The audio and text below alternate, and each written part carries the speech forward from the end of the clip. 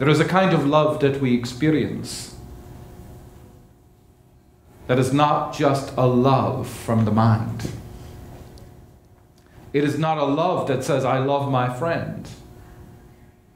It is a deep current of energy that only happens when we begin to connect with the soul part of us. This kind of love is open.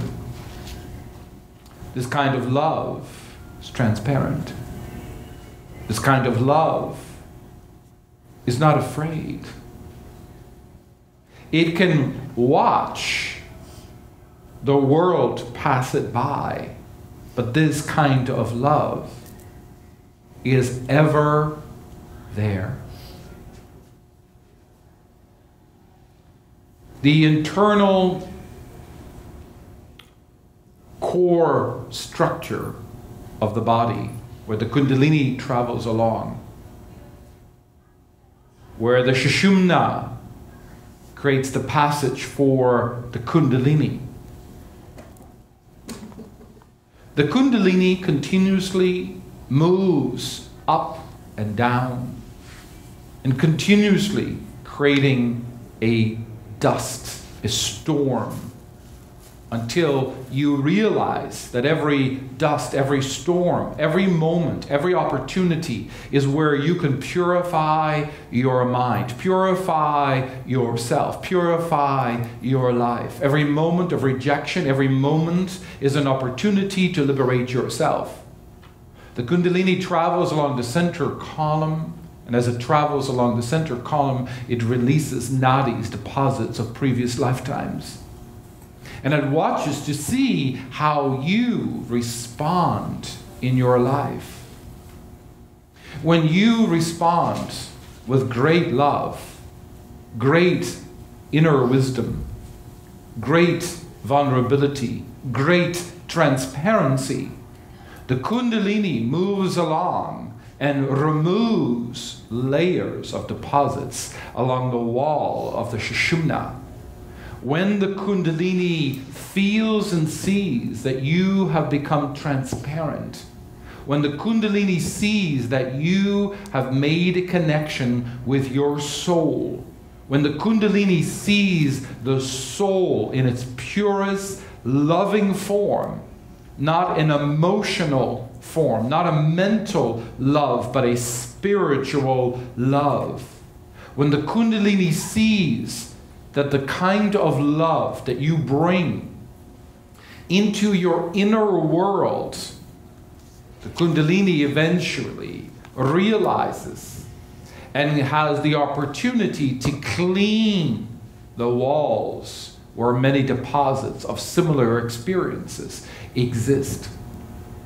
So what does that mean?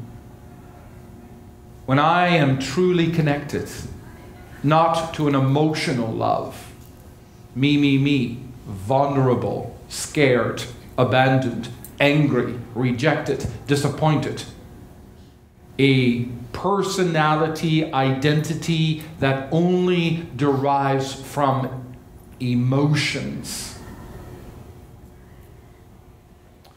But when there's a core energy that moves through my body, which is a constant movement of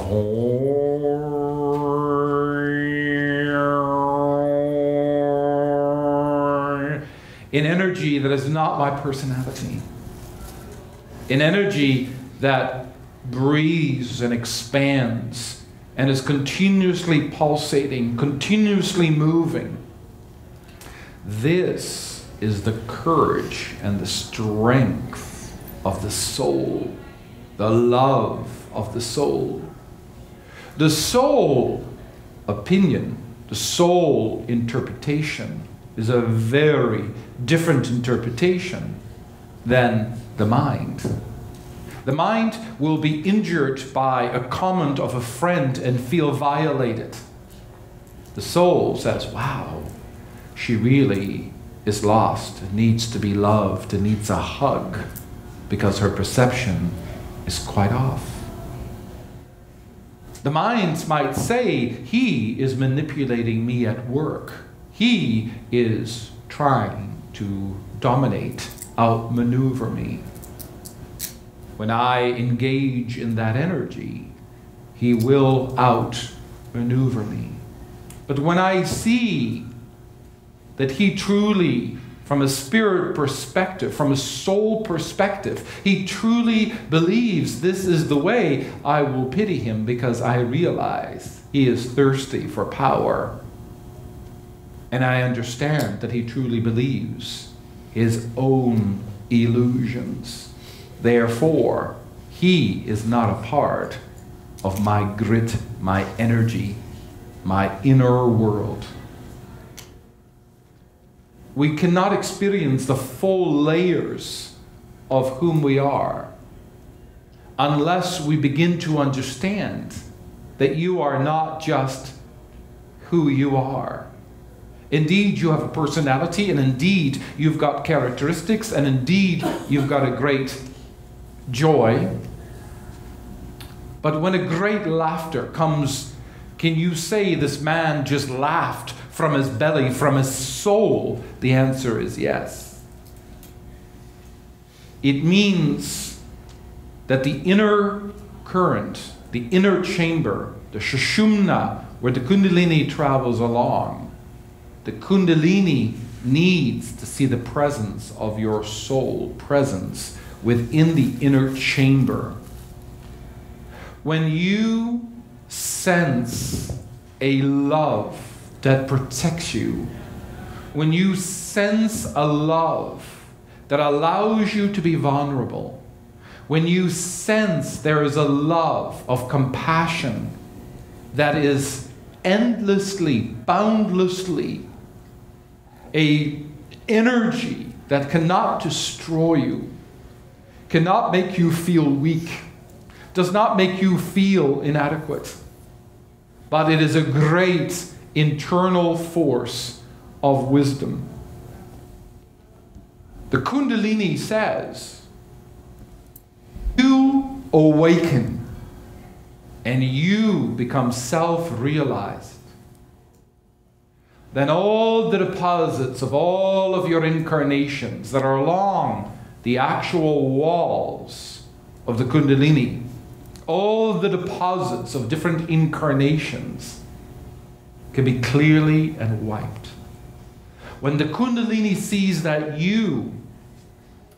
your soul is present in the center column of the body and is continuously pulsating and moving in this inner chamber, the Kundalini wipes the path in which you walk on. A man with the greatest integrity, the greatest intelligence, the greatest determinations, or a man whom chose to be corrupt or manipulate or egocentric, it does not matter. Either of these individuals that are not housed within the inner chamber of the Sushumna and have no knowledge of it, they will not fulfill their life journey, no matter how powerful, no matter what a great warrior they are, no matter how they are intelligent, clever, smart, brilliant. Even if they've got the greatest intentions, they will never be able to create the greatest potential, because when the inner presence is not felt, not recognized, not experienced, when you don't feel two simultaneous realities, the Kundalini and your soul are intertwined into the same mechanism of consciousness. The Kundalini and the soul both move through the inner chamber. But as long as the mind perceives that you are your personality, as long as your ego believes that you are your identity, most individuals begin to experience in your meditation that something is watching you. You become the observer of you. For some, you've already learned that the inner self watching the self, watching you. Some of you have already learned the 3 stages of self-observation. But tell me, when you love deeply from your soul, not your ego, not your mind, not your thoughts, not your emotions, but when you stand in your truest element, do you feel, when you chant, do you feel a presence within the core of your being that is all powerful and transformative and magnificent, and that source of energy? Let me explain. Your soul is a blue pearl. It's the seed of the soul. Your soul is a seed, the seed of a blue pearl. The kundalini, which is an almighty force that moves through the central chamber and moves from the base chakra all the way to the crown chakra. The blue pearl indeed is housed, depending upon a person's evolution. But the blue pearl ultimately resides within the third eye. When someone is really uninvolved, the blue pearl can sit more within the heart, which sounds a little bit odd. It's where they are, most of your family members are emotional and expressive and outgoing. And this is where the seed of the soul hasn't really reached the third eye. It is believed that the blue pearl only resides within the third eye. In actuality, the housing of the blue pearl is absolutely within the third eye. But this is where it becomes interesting. When I know that I have a personality that has emotions, when I know that there is indeed a part of me that can have an ego, and it's okay. A part of me can be selfish, it's okay. A part of me can be compassionate, it's okay. The human qualities become just human qualities. They are moments of self-expression. Don't take them serious. They are uninteresting. They are there to indicate to you when you go, hey, what are you doing? That should tell you your personality is your protection. Your ego is trying to protect. Pay attention. Don't take your personality seriously. Your personality is only saying, hey, what are you doing? It's fighting back.